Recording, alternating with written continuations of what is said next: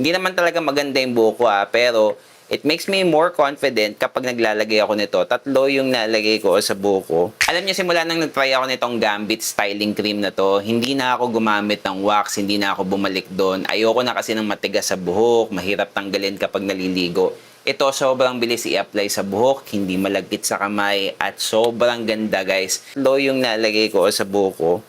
Ganito lang. So yan walang masyadong ayos yung buhok kanina. Pero ito guys, pag nilagay ko siya, naayos ko na kagad. Yan, yung mga nakatayo.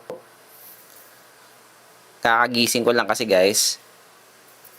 Pero yan konting ayos mo lang, okay na kagad yung buhok mo. Pwede ka na, ready to go ka na kahit bagong gising ka katulad ko. Ito talaga yung power ng styling cream na to guys. Ito yung Gambit yung ginasabi ko sa inyo. Ito yung una kong trinay. Pero ito mauubos na. Parang 2 months ko ginamit yung ganito kalaki. Pero meron pa siyang ganito karami. Naisipan ko bumili ng mas malaki. Ito, sobrang dami nito. Hindi ko alam kung ilang buwan ko gagamitin yung ganito karami.